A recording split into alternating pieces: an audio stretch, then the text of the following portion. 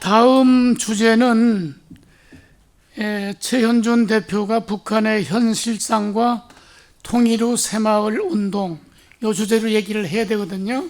근데 안 나오셔서 제가 사전에 좀 공부를 좀 했어요. 그래서 최현준 대표를 대신해서 아주 요점만 그렇게 말씀을 드리는데, 단 전제 조건이 질문을 하지 마시라는 거.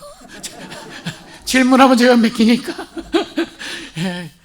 농담이고 좋은 말씀 있으면 서로 의견 교환하도록 하십시다. 결론적으로 말씀드리면 북한 사회는 내부적으로는 변하고 있다. 내부적으로는 엄청나게 변하고 있는데, 그 변한 근본적인 계기는 다른 게 아니고 경제 문제예요. 결국 북한 체제의 공급 체제로서는 인민들을 살릴 수가 없었다. 먹여 살 수 없다. 근데 갑자기 기근이 생기고 여러 가지 대외적으로 원조가 끊기고 하다 보니까 소위 우리가 말하는 그 고난의 행군 시대가 90년대에 있었지 않습니까? 그러다 보니 예전에는 그냥 배급제로 해서 기본적으로 먹을 수 있는 것을 줬는데, 그런 공급체제 망이 끊어진 거예요. 그래서 할 수 없이 이제 시장에 의존할 수밖에 없다 해가지고 지금 현재 한 500개 정도의 시장이 있다고 합니다. 시장이 있다고 하는 얘기는 뭐 자본주의 체제로 간다는 얘기예요. 거기는 공급과 수요에 의해서 가격이 결정되고, 또 상인들이 이익이 나면 장사를 하는 것이고, 그런 체제가 되면은 자연스럽게 체제 자체가 공산주의 체제로는 살아가기 없는 그런 상황이 된다. 그러나 상부에는 아주 더 공고해졌어요. 핵무기로 무장하고, 이젠 북한은 완전히 대외적으로 핵무기 국가라는 걸 인정하든 안 하든 자기네들은 핵 강성 대국이라고 하는 걸 뒷걸어 했어요. 그래서 그건 부인을 하지 못합니다. 저도 지금 적게는 20개, 많게는 한 60개 정도 가지고 있다고 하는데, 그런 정도면 뭐 여러분 잘 알겠어요. 나가사키나 저기 히로시마에 터진 것 하나가, 여기 북한이 갖고 있는 하나가 그거에 몇십 배 정도의 위력이 있기 때문에 엄청난 위력을 가진 나라예요. 지금 아까도 얘기했지만, 우리 저 서희숙 박사 얘기했지만, 북한은 핵 문제 관해는 한국을 어떤 대화의 파트너로 인정을 않습니다. 너희들은 빠져라. 대화를 하는 것은 미국과만 한다. 그런 얘기예요. 그래서 그런 정도로 지금 괴리되어 있는 상태입니다. 민간은 어느 정도 자유체제, 시장체제에 익숙해져 있고, 또 핸드폰도 보면은 한 25% 정도 보유하고 있다. 한 680만 정도요. 그 정도면은 정부가, 북한 정권이 통제를 한다 하더라도 외부의 소식을 접할 수 있는 기회가 많이 있습니다. 젊은 사람들은 이제 한국의 드라마도 보고, 한국의 노래도 듣고, 한국의 패션 감각도 익혀서, 요즘도 거기는 뭐 연애할 때 예를 들어서 누구 씨 그러지 않고 오빠 뭐 이런 식으로 얘기를 한다고 그러죠. 그래 어떻든 간에 그렇게 사회 체제가 자꾸 변해가고 있는 상황이지만 북한하고 이렇게 괴리되어 있는 상황이다. 그래서 우리가 이제 왜 이렇게 북한 사회를 이해해야 되냐면, 결국 이 평화 통일 시에 이 통일 새마을 운동을 거기에 그 사회에 잘 적응시키기 위해서는 그쪽의 실상을 정확히 알아야 된다, 그런 얘기죠. 그래서 최현준 대표가 결론적으로 한 얘기를 제가 그거 좀 해주려니까, 저기 맨 마지막 장, 최현준 대표의 맨 마지막 장 좀 해주세요. 요 맨 마지막 장을 제가 읽어드림으로써 최현준 대표의 발표를 마치도록 하겠습니다. 현재 북한의 현 상태는 한국의 1960년대 중반 정도의 경제 상황이기 때문에 70년대 하고요, 우리가 새마을운동 초기의 그런 상황하고 거의 비슷해요. 그렇기 때문에 우리 새마을운동을 접목시키기 아주 좋은 그러한 환경이다. 그런 걸 좀 말씀을 드리는 거고요. 그래서 북한 고향의 재건, 결국 우리가 이제 근면자조 협동의 그 3대 새마을운동 정신 아니에요? 토대로 새마을운동은 가장 파급적 발전 효과가 있다고 이제 판단이 되는 거예요. 우리가 70년대 새마을운동을 시작할 때 새마을운동이 성공할 수 있었던 그 시대적 배경을 보면 요즘은 그런 식으로 새마을운동하면 새마을운동이 안 돼요. 왜 그러냐? 그때는 유효 인력이 많았어요. 다시 말해서 농촌에서 농번기가 끝나고 나면 할 일이 없어요. 할 일이 없기 때문에 그 유효 인력을 전혀 임금을 주지 않고도 충분히 새마을운동에 참여할 수 있도록 동원할 수 있었다, 그런 얘기죠. 북한도 그런 실정이라는 얘기죠. 그렇기 때문에 새마을운동을 적용하기가 쉽다. 요즘같이 우리가 새마을운동을 하려고 한다면 예를 들어서 시간당 10만 원 주지 않으면 나와서 일을 하지 않습니다. 공짜로 일하지 않습니다. 또 개인적으로 다 할 일이 있기 때문에 새마을운동을 우리가 70년대처럼 그렇게 거국적으로 또 모든 사람이 한꺼번에 단결해서 할 수 있는 그런 새마을운동을 할 수 없다는 거죠. 그런데 북한은 현재 설태가 60년대는 조금 좀 이렇게 그 과장된 것 같고 한 70년대 중반 정도 보면 될 것 같아요. 그런 경제 환경이기 때문에 충분히 새마을운동의 그런 방법으로 어프로치했을 때 북한의 농촌만은, 도시는 다릅니다. 농촌만은 파급적 발전 효과가 있다고 판단이 된다는 거죠. 이거는 제 얘기가 아니고 최 대표의 얘기입니다. 또 북한 주민들이 새마을운동에 공감하는 의식을 이제 제고시키고 북한의 지역별 주거 환경, 또 생활 환경, 그걸 사전에 파악해서 거기에 맞는 그러한 어떤 그 새마을운동의 모델을 만들어야 될 겁니다. 북한 지역별 주민들의 의식 상태도 파악하는 게 중요하고요. 그런데 이 북한 지역 사람들, 북한 사람도 여러분 만나보면 알지만, 북한이들 주민 만나보면 알지만 한국 남한 사람보다 자존심이 굉장히 강합니다. 그래서 우리가 손을 내민다 할지라도 시혜를 베푸는 같은 그런 기분으로 하면은 결코 그 사람들은 잘 수용을 안 하니까 그런 심적인 상태를 잘 알아야 된다는 걸 말씀드리고요. 그래서 북한 지역별로 새마을운동 지도자 역량을 강화하고 지역별 기반시설 인프라 확충에 활용하는 방향으로 한다면은 통일 후 새마을운동으로 내 고향 재건이 성공할 수 있다는 것이 지도표의 결론이었습니다. 이상 마무리하겠습니다.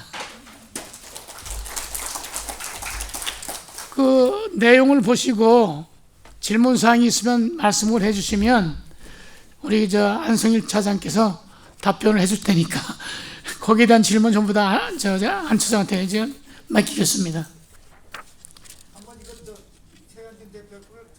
그럴까요? 예. 그럼 처음부터 한번 그냥 제가 읽지 않고 쭉 이제 여러분이 이제 보는 걸로 하시죠. 예. 처음부터 보시죠.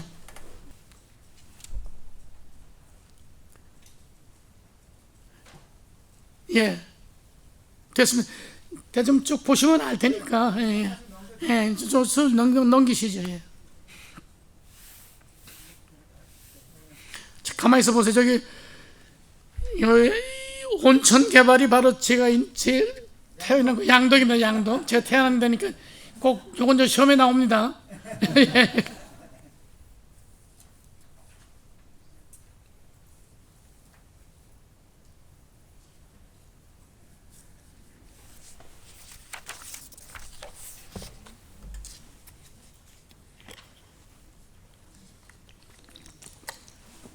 잠깐만요.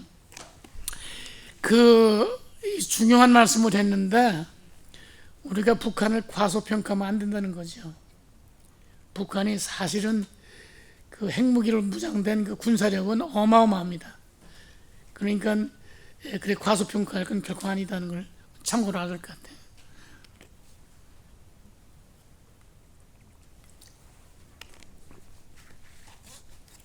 이건 전부 다 제가 말씀드렸던 내용 중에 되어 있고요.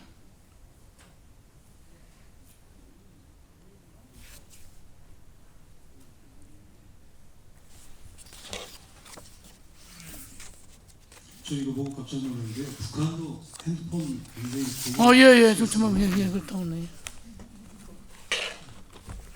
다시 들어가 주시면 부탁드리겠습니다.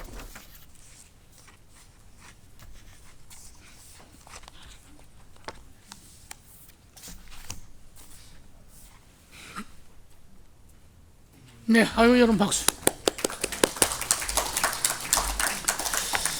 자, 제가 주제를 발표할 시간이 됐는데요. 사실은 오늘 워크숍의 아주 핵심적인 주제가 되는 것 같습니다.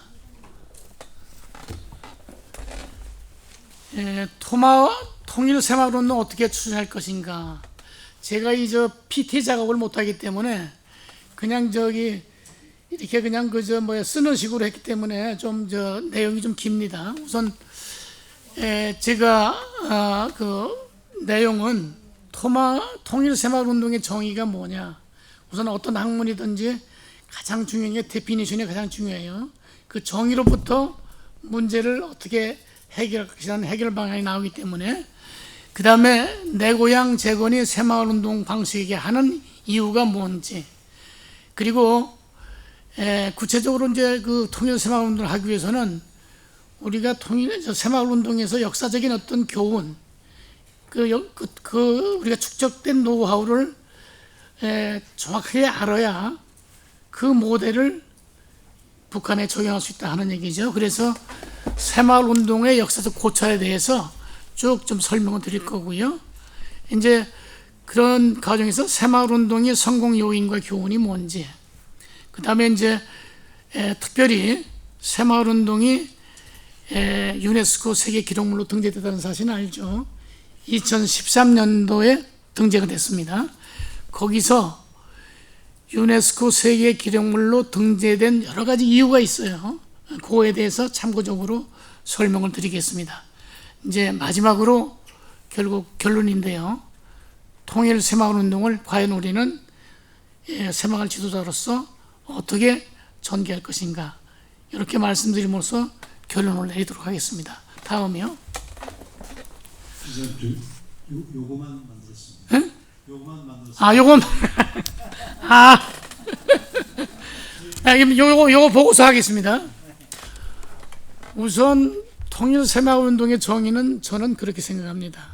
세계적으로 정말로 성공 사례를 알고 있는 농촌 근대화 작업, 또 더 나아가서 도시, 직장, 이런 그 새마을운동의 정말로 대한민국의 정말 그 모델을 우리가 북한 사회에 적용해서 통일을 하는 과정에서, 또 통일한 후에 적용하기 위한 그러한 통일과 새마을운동의 어떤 결합된 그런 정의다, 결합된 의미다, 이렇게 저는 통일 새마을운동이라고 정의를 하고 싶고요. 이제 우리가 새마을운동을 글자 그대로 SMU가 이제 새마을의 약자예요. SMU가. 그래서 만약 통일 새마을운동을 정의를 영어로 쓰라고 한다면 앞에 유니피케이션을 넣어서 유니피케이션 SMU 또는 줄여서 USMU라고 하면 좋겠다 하고서 제가 이제 제안을 하는 겁니다. 내 고향 재건을 왜 새마을운동 방식으로 해야 되느냐? 우선 생활운동 방식으로 하면 성공할 수 있다고 하는 그런 확신이 있기 때문에 하자는 거 아니겠어요? 그것은 다른 게 아니고 북한이나 남한이나 정서적으로 통하는 게 있어요. 뭐냐면 같은 동네 사람들끼리 연대감, 유대, 이런 것이 5,000년의 우리 역사상 면면이 흘러내리고 있어요. 여러분 요즘도 우리 개조직을 하고 있잖아요. 또 그다음 두레라는 게 있어요. 두레라는 건 이제 농촌 사회에서 서로 품앗이하는 제도예요. 또 향악이라는 게 있습니다. 향악이라는 건 뭐냐면 그 동네의 규약이에요. 그다음에 그 마을에 어떤 규칙 같은 걸 정해가지고 이렇게 하는 그런 것들을 5,000년의 역사 마을 사회를 통해서 간직하고 있기 때문에 바로 새마을운동의 그 기본적인 취지가 마을 단위로 협동심으로 우리가 마을 사업을 하자는 거 아니겠어요? 그래서 그런 것들이 익숙해 있기 때문에 북한사 주민들한테 새마을운동을 전파하기 쉽다. 이것이 첫 번째 이유라고 볼 수 있습니다. 두 번째는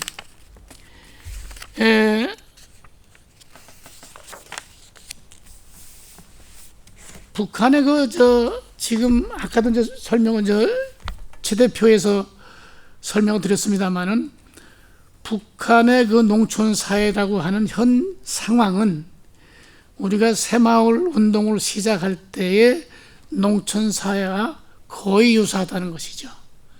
유사하다는 것은 그 당시 우리가 성공했던 모델을 적용했을 때 수용성이 크다, 또 성공할 수 있는 가능성이 크다는 것을 의미한다고 저는 판단합니다. 세 번째는 북한 주민들은 저희하고 좀 다른 게 하나 있어요. 아주 학교 다닐 때부터 이 정치 훈련을 많이 받아요. 그냥 조직 생활에 익숙하다는 것이죠. 그렇기 때문에 조직에 쉽게 조직 문화와 조직의 어떤 명문 계통에 쉽게 받아들이는 그런 어떤 체질이 되어 있기 때문에 오히려 우리 한국 초기에 새마을 운동을 할 때 새마을 운동자 지도자가 열심히 뛰었지만 주변에서 막 해방 놓는 사람도 있었고 또 도외시하는 사람도 있었고 또 뭐 반대하는 사람도 있고 그랬거든요. 근데 거기는 오히려 한국 초기에 이 새마을 운동이 정착되기 전에 어려움 같은 것이 좀 덜할 것이다 하는 것이 제 견해입니다. 네 번째는 결국은 이제 새마을 운동의 근본적인 것은 근면 자조 협동 정신을 바탕으로 한 거 아니겠어요? 그래서 그런 것들은 결국은 북한 사회의 어떤 실질적인 요구가 되는 거기 때문에 새마을 운동을 통해서 우리가 맨 처음에 새마을 운동은 마을의 환경 개선이라든지 정신 개조를 처음으로 시작하다가 그 다음에 소득 증대 효과로 이제 올라가지 않습니까? 그래서 소득 증대를 가져온다고 하는 결과를 보면 북한 사회가 새마을 운동을 농촌으로부터 시작해서 도시와 직장으로 확대할 수 있다고 저희는 확신합니다. 또 하나는 이건 이제 경험적인 방법, 경험적으로 새마을 운동이 성공한 어떤 사회 운동의 모델이다 이렇게 말씀드릴 수 있다는 것이죠. 그건 바로 세계가 인정하고 있다는 것이죠. 다시 말해서 그 새마을 운동은 유엔의 여러 기구에서 이거를 저개발 국가의 발전 모델로 채택을 했어요. 그래서 1909년부터 2020년까지 12년 동안 74개국에서 5,018명의 각국의 새마을 운동의 지도자들이 새마을 연수를 받기 위해서, 교육을 받기 위해서 한국 땅에 왔습니다. 그래서 교육을 받아가지고 확산해서 그 사람들이 그 나라에 가가지고 실제 시범 사업을 해본 결과 성공한 사례가 한 500군데 이상, 400여 개 정도 된다 하는 그런 이런 기록들이 다 유네스코 새마을 기록에 다 보관되어 있습니다. 그래서 실질적으로 경험적으로 볼 때 성공할 수 있다. 그렇기 때문에 우리가 통일이 되면은 우리 이북도민 새마을 통일 지도자 여러분들이 고향의 재건운동에 적극 참여해 주시면 좋겠다, 그런 얘기입니다. 어느 제도나 그 제도 자체는 독창적인 게 사실 없습니다. 우리가 보통 알고 있기를 새마을운동은 박정희 대통령이 1970년도에 4월 22일 지방장관 회의에서 새마을운동을 합시다 하고 주장해서 된 것으로 알고 있는데 그 말은 맞습니다. 그러나 박정희 대통령께서도 그냥 갑자기 그 생각을 한 게 아니고 옛날에 그런 것이 다 있는 걸, 히스토리를 보고서 벤치마킹을 했다. 그래서 여러분한테 참고가 되기 위해서 새마을운동의 기원이 됐던 역사적인 사실이 어떤 게 있는가 하는 것을 간략하게 제가 설명을 드릴게요. 우선 여러분 저 달가스라는 사람 아십니까? 덴마크에 덴마크가 이제 프로세이나하고 독일이죠. 독일한테 이제 패전하고서 나라가 아주 그냥 쑥대밭이 되고 형편없는 상황이 됐을 때 농촌 계몽 운동을 처음으로 시작했던 분입니다. 그리고 거의 동시대에 1870년대에 이 러시아에서는 러시아의 지식인들, 학생 이런 사람들이 농촌 계몽 운동을 하자 하는 운동이 일어났어요.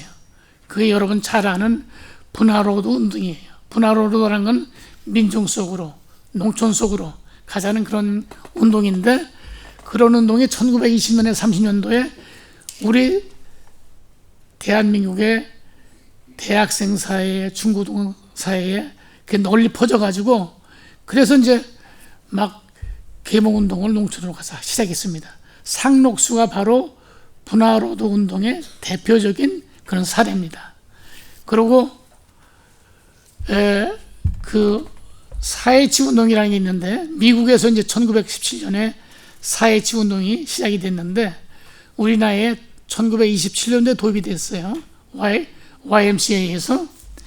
그런데 그 당시에는 그렇게 활발하게 되지 않다가 1947년도에 이제 해방된 이후에 그 전국 이 농촌의 이 고등학생을 중심으로 해서 사회치 운동이 일어났어요.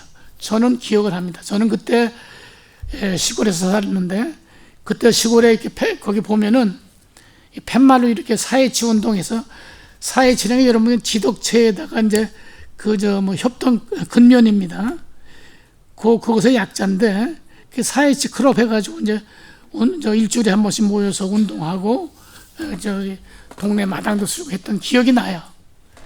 사회치 운동 자체가 꽤 오랫동안 우리 사회에 이제 있다가 이 새마을 운동이 되면서 새마을 운동의 지도자들이 대부분 이 사회치 운동을 했던 전력이 있는 사람들이 새마을 운동의 지도자가 됐어요. 그거를 여러분이 잘 아셔야 될 것 같고요. 그 다음에 본격적으로 박정희 대통령이 농촌을 근대화시켜야 되겠다는 생각을 한 것이 바로 1961년도입니다. 그때 이 양반이 그 군사정권을 성공하면서 제일 먼저 생각한 게 국가재건 국민운동본부라는 것을 결성했는데, 그때 본부장이 유다령 씨입니다. 저는 유다령 선생님의 그 아침 방송을 그 중학교 때 아주 그냥 매일 듣고 학교에 갔던 사람이에요. 너무나 강의를 잘하시고 강명 깊은 분인데, 이분을 왜 박정희 대통령이 모셨냐면, 이분은 말하자면 그 반체제 운동의 막내 세대입니다. 그 당시에. 다시 말해서 여러분 잘 아시는 함석헌 선생, 송도용 선생, 유영모 선생, 그 다음에 이런 모든 분들이 이제 제자이면서 같이 운동을 했던 분인데 마지막 세대예요. 다시 말해서 이 정부 시책에 반대하는 지식인 그룹의 그 아주 거의 존경받는 마지막 그 세대다. 이분이 이제 서울농대 교수를 하셨는데 말씀을 참 잘하셔요. 이분을 가르친 분이 양정고등학교의 김교순 선생이라는 분이 있는데, 이분이 아주 훌륭한 분이지만 너무 짧게 생애를 마쳤기 때문에 여러분은 아마 기억을 못 하실 거예요. 이분이 이제 그때 함석헌 씨나 또는 김교순 씨나 이런 말을 중심으로 해서 우리나라에 아주 새로운 정신운동을 일으켰던 분인데, 그분들 제자로서 밑에서 훈련받았던 사람이 유다령 씨예요. 박정희 대통령이 판단을 잘한 겁니다.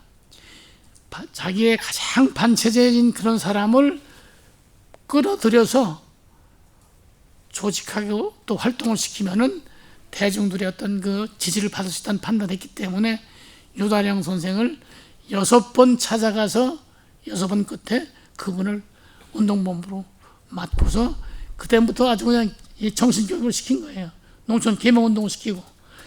자신이 생겨서 그렇게 해서 한 5년인가 그렇게 했어요. 자신이 생긴 다음에 박정희 대통령이 70년도에 새마을운동을 일으킨 겁니다. 그래서 새마을운동을 단계적으로 보면은 제1단계는 소위 말해서 정부 주도형과 민간의 지도자가 같이 합해서 하는 그런 형태로 해서 1970년부터 1979년까지 아주 새마을운동이 정말 전국에 아주 그냥 활활 타오르는 그런 시기였죠. 그때 저는 기억합니다. 그 해마다 새마을 경진대회를 엽니다. 그러면 전국 각지에서 성공한 새마을 지도자가 나와서 막 자기가 어떻게 새마을 운동을 일으키고 성공했다는 걸 막 눈물을 흘리면서 얘기를 해요. 그럼 사람들 막 눈물바다가 되고 박수도 치고 그랬던 기억을 저는 생생히 기억합니다. 1970년도에 우리나라 국민소득이 825불이었습니다. 북한이 그때 한 900불 정도 됐습니다. 1972년도에 가서 우리가 드디어 북한을 따라잡았어요. 1979년도에 우리 1인당 소득이 얼마냐면 4,650불로 뜁니다. 불과 9년 만에 56배라고 하는 엄청난 그러한 그 경제 성장을 이렇게 된 거예요. 그 근저에는 새마을운동이 있었다. 저는 그렇게 생각합니다. 너무나 우리나라의 어떤 이 빈곤을 퇴치하고 우리나라는 안 된다고 하는 그러나 또 패배주의에 쌓이는 국민들한테 각성하게 하고 우리는 하면 된다는 그러한 정신을 심어준 그런 국민운동이라고 저는 생각합니다. 그 다음 2단계는 결국 이제 전두환 정권 시대인데요. 전두환 정권 시대, 근데 하나 좀 더 말씀드리면 박정희 대통령은 그때 주변에서 새마을운동을 정치 세력화하자는 건의를 했습니다. 그럴 때 박정희 대통령은 단호하게 거절했습니다. 새마을운동은 민간 주도로 해야 되고 일체 정치가 개입하면 안 된다. 그런 주장을 해서 새마을운동 성공했는데 소위 이기라고 하는 그 제5강국 전두환 대통령 때죠. 그때 81년도에 전두환 대통령의 막내 동생인 정경환 씨가 새마을운동본부 사무총장으로 취임합니다. 사실은 그때 새마을운동본부 본부장은 허수아비였죠.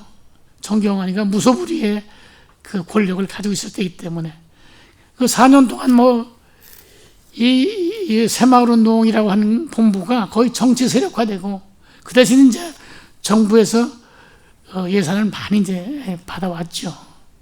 그러고 난 다음에 그 다음에는 사무총장으로 만족하지 못하니까 본부장이 됩니다. 회장이 됩니다. 회장으로 2년. 그 다음에 또 이제 명예회장으로 2년. 그런 식으로 해서 어떻게 보면은 그 1980년도의 새마을운동은 본래 우리 새마을운동의 취지와는 전혀 다른 방향으로 갔다. 그렇게 규정 지을 수 있고요.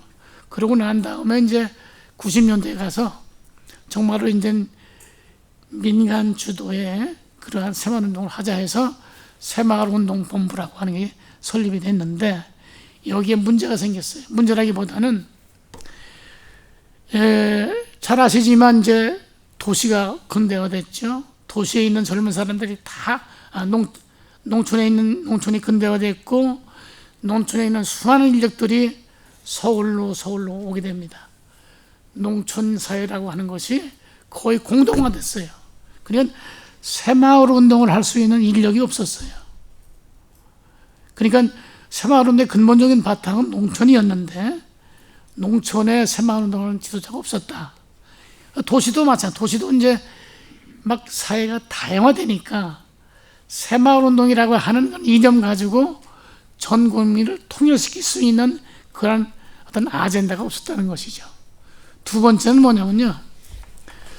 새마을 운동 그 90년도에 민주화가 되면서 다양한 그 민주화 세력, 그 다양한 어떤 계층의 이익을 대변하는 시민단체가 많이 생겨났어요.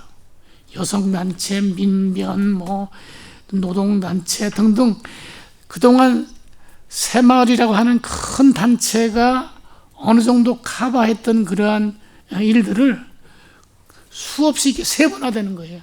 그러니까 새마을 운동이 설 자리가 사실 없었던 거예요. 또 하나는 그러다 보니까 새마을 운동 지도자들이 어떻게 보면 의욕이 좀 상실되고 또 이제 정부에서 대충 임명하는 사람이 되고 그 다음에 농촌 새마을 운동 한다는 게 의미가 없잖아요. 그러면서 이제 새마을 운동의 방향이 바뀐 것 같아요. 그게 이제 생명, 평화, 또 그 다음에 나무 가꾸기. 저는 전임 새마을 회장을 하신 정성원 그 회장님을 상당히 존경하는데 그분이 이제 그런 걸 잘 알아서 새마을 운동의 기본적인 방향을 바꿔야 되겠다 해가지고 생명운동, 나무 가꾸기 이런 식으로 좀 이렇게 포커스를 맞춘 거 아닌가 그렇게 생각이 듭니다. 근데 우리는 이제 우리 이북 도민 새마을 회는 거기에 플러스해서 통일을 위한 준비를 하는 그러한 새마을 회로 거듭나야 되지 않겠는가. 그러기 위해서는 정말 통일을 어떻게 해야 되느냐, 또 통일을 한 후에 새마을 운동을 어떻게 접목시킬 것이냐에 대해서 우리는 정말로 열심히 연구하고 열심히 공부하고 그렇게 내공을 쌓아야 될 것 같아요. 저는 사실은 이 주제를 준비하면서 여러 책을 보고 또 여러분의 얘기를 듣고 해서 정리를 해서 사실은 제가 공부가 충분하지 못하기 때문에 제가 충분히 주장을 못하지만 이제 결론적으로 우리가 새마을 운동은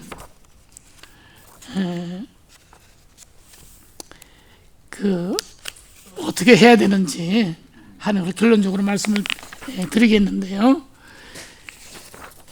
우선 결론 말씀을 드리기 전에 새마을 운동 기록물이 유네스코 세계 기록물로 등재됐다는 사실, 그게 14페이지인데요.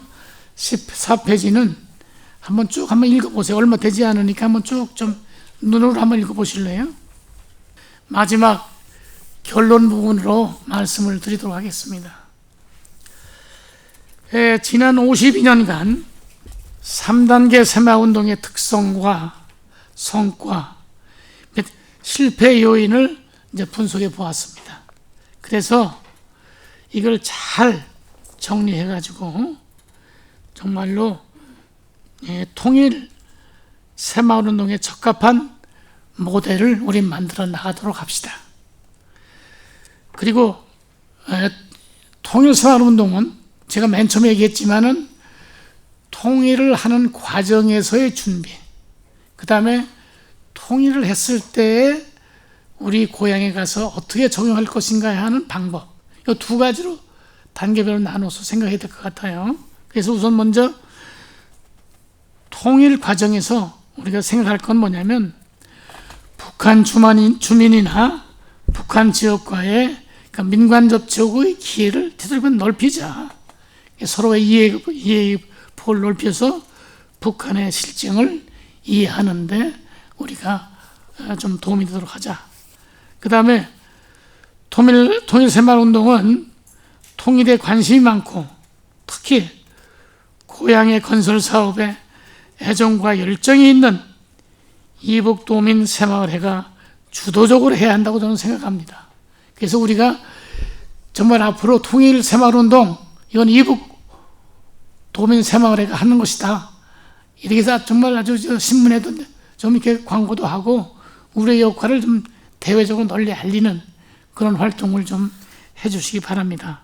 그래서 이를 위해서 이북오도위원회하고 행정안전부하고 통일부하고도 유기적인 협력관계를 유지해서 우리들의 어떤 방안을 제시하는 것이 중요하다고 생각합니다. 또 중요한 게 하나 있습니다. 뭐냐면 이 어떤 일을 하든지 지도자가 있어야 돼요. 여러분 모두가 그 새마을운동 지도자이고 또 동시에 통일 새마을운동의 지도자 아닙니까? 그러면 과연 내가 통일 새마을운동의 지도자로서 어떠한 덕목이 있어야 된다. 어떠한 것을 알아야 되는가. 방법은 어떻게 해야 되는가. 자세는 어떻게 해야 되는가. 이런 것을 전부 토의를 해서 협의를 해서 하나의 어떤 연구를 해가지고 하나의 모델을 좀 만들어서 훌륭한 어떤 그 교재를 만들어가지고 지도자가 형성이 되면 계속적으로 1기, 2기, 3기 해서 후세들을 양성해서 좀 했으면 좋겠다. 그래서 제가 제안하는 것은 우리 이북 5도가 911개 읍면동이 있는 건 여러분 잘 아시죠?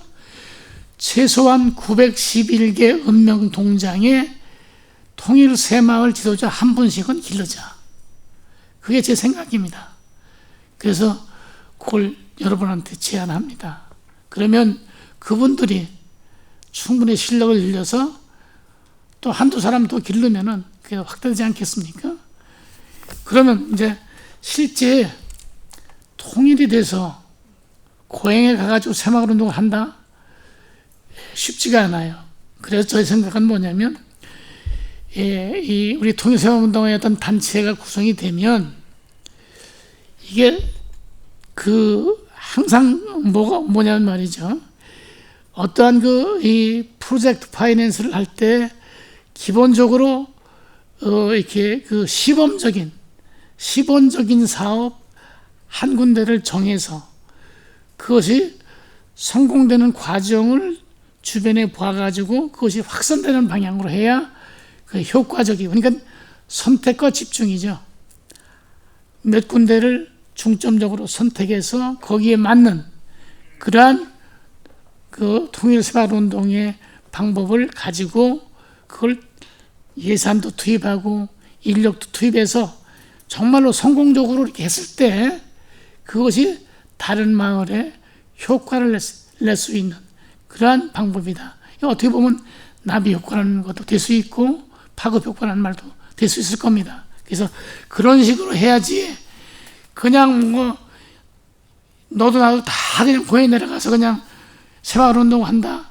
그러면 호응받기도 어렵고 성공하기도 어렵다는 것이죠. 그래서 사전에 지도자를 잘 기르고 그 지도자에 의해서 잘 북한의 마을 특성 잘 파악을 해서 거기에 합당한 그런 방안을 가지고 가면은 성공할 것이다. 저는 그렇게 생각합니다. 그래서 앞으로 이것이 이제 단 1회의 워크숍으로 끝나는 게 아니라 제가 통일 후에 새마을운동을 어떻게 할 것인가 하는 것을 구체적인 방법을 제시할 수 있는 입장이 안 됩니다. 또 그런 실력도 없고, 다만 그러한 것에 어떤 여러분의 제안을 했다고 생각하고 그 제안을 여러분이 받아들여 가지고 앞으로 지도자를 양성하고 해를 거듭할수록 좀 정교한 방법을 찾아내서 한번 우리가 통일이 된 다음에 멋있는 통일 새마을운동을 할 수 있기를 바랍니다. 여러분 감사합니다. 자, 제 강의는 이걸 끝내고요. 질문을 받지 않겠다고 했는데 그건 제가 엄살을 핀 거고, 혹시라도 제가 발표한 내용 중에서 추가로 더 아시고 싶은 거, 또 서로 의견을 교환하고 싶은 게 있으면은 질문해 주면 답변 드리도록 하겠습니다. 네, 말씀하시죠. 2010년도에 북한에서 탈북하여 온 탈북민입니다. 아, 그렇습니까? 네, 반갑습니다. 네. 안녕하십니까. 그래서 제가 2016년에 함경북도 해령군 군수로 위촉돼가지고 한기를 군수로 좀 일해왔습니다. 그래가지고 정말 정도 들었고 이북 5도에 대한 이런 관점도 제가 많이 달라졌습니다. 그래서 오늘 이 옥석에 참가해서 남북 정말 이게 통일 새마을 이 문제에 대해서 이렇게 워크숍에 참가해 보니까 생각되는 게 너무 많고 감동됐습니다. 감사합니다. 예. 그래서 처음에는 제가 이게 새마을 해령군 부녀회장입니다. 그래서 제가 새마을 운동이라는 게 이도 70년대 그때 당시 정말 지금하고 너무 뒤떨어진 그때하고 지금 수준이 맞겠는가, 내가 할 일이 뭐가 있겠냐 이렇게 생각해 왔는데 오늘 여기 워크숍에 참가해 보니까 아, 이거 할 일이 많구나. 네, 제가 여기에 대해서 새마을 운동에 대해서 또 정확하게 잘 알아가지고 우리 탈북민들한테 논리 이거 알려주고 여기에 대한 일을 제가 앞장서서 많이 해봐야 되겠다 하는 각오가 충분히 지금 서가지고 있습니다. 감사합니다. 예, 그리고 이렇게 지금 이거 새마을 운동 이렇게 볼 때 농업 부문이 지금 북한이 많이 뒤떨어진 것만 사실입니다. 그래가지고 이쪽에 평안도, 항해도, 이쪽에 넓은 지역 등산이라든가 이런 데는 그래도 농업의 뭐 기계화라든가 현대화 이걸 가지고 한동안 조금 들끓기는 했습니다. 근데 지금 보면 이쪽 북쪽이라든가 이쪽에는 너무나 뒤떨어지고, 그래 제가 여기서 생각한 거는 이제 농업이 이렇게 현대화, 기계화 이렇게 그 문제에 대해서 많이 여기서 고찰해야 되겠다 이 생각이 들면서도 거기는 산악지대이기 때문에 평밭이 크게 없습니다. 산에 다락밭이 많고 하기 때문에 거기에 대한 그걸 좀 구체적으로 여기서도 많이 좀 고려해가지고 대비하고 이렇게 했으면 좋겠다는 거. 그 다음에 제가 귀에 쏙 들은 것은 통일이 우연히 어떻게 될지 모른다. 이 말에 정말 감동되었습니다. 그렇게 될 수도 있을 것 같고, 지금 북한의 형평이 지금 제가 거기서 출발하긴 2004년도에 출발했는데 그때 당시 굶어 죽고 정말 길에 아침에 출근하다 보면 이렇게 길도랑에 애들이 막 시체가 막 이렇게 깔려 있고 막 이때가 정말 가슴 아픈 일을 목격했는데, 지금 북한에서 이렇게 들려오는 소식에 의하면 지금 또 그런 상태에 지금 이르렀다고 합니다. 그럴 때마다 정말 가슴이 아프고 입에다가 뭐 사탕조각이라도 먹을 거라도 물고 가서 막 입에다 여주기 싶은 그 정도의 그 마음이 아프고 지금 그런데 오늘 여기에서 통일을 대비해서 새마을 운동 막 이런 문제까지 나오고 하니까 너무 정말 감동되고 고맙고 진짜 감사합니다.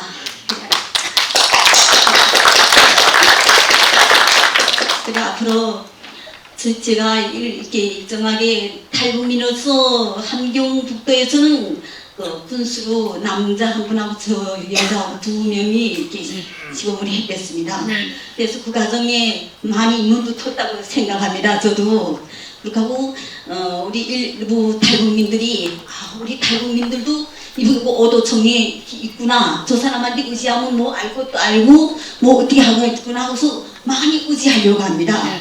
그래서 제가 이제 나이도 70 다 되고 이렇게 해서 다시는 뭐 이런 일을 정말 고생도 했고 무지도 많이 당하고 사실 그런 고통도 있었거든요. 다시는 발을 들이놓지 말자 했는데 아니다. 내가 일단 시작한 이상 어느 정도 파악되고 사람들한테 인식을 줬기 때문에 내가 하나라도 더 일을 해주자 하고 다시 이번에 도민회 부회장으로도 임명됐고 예, 그래가지고 정말 적극적으로 일해보겠으니까 절 좀 많이 도와주십시오. 알겠습니다. 감사합니다. 아이고 뭐 질문 좀 해주십사 했더니 질문보다는 오히려 도움 말씀 주셔서 너무나 감사하고요. 지금 함경북도는 사실 그 명예 군수가 두 분 계시고 우리 평남도 이 명예 읍면장은 있어요. 아직 군수가 나오지 않았는데 한북하고 달리 평남은, 제가 있는 평남은 그렇게 탈북자가 그렇게 많지 않아요. 그래서 이제 앞으로 이제 좀 봐서 저희도 이제 기회가 되면 탈북민도 이렇게 군수가 될 수 있게, 또 더 나아가서 좀 도지사도 될 수 있게 그런 날이 오도록. 여러분 좀 느끼셨죠? 제가 아까 말씀드렸지만은 이 북한 사회는 어려서부터 이 토론, 정치 훈련을 많이 받아요. 그래서 공부를 많이 하셨건 적게 하셨건 발표력이 정말 뛰어나요. 물론 우리 군수님 같은 경우는 뭐 또 말씀을 잘 하시지만 제가 만나봤던 탈북민들은 거의 다 이 말씀들을 잘 하셔요. 근데 한국 여자들은 말을 하라고 해도 잘 안 해.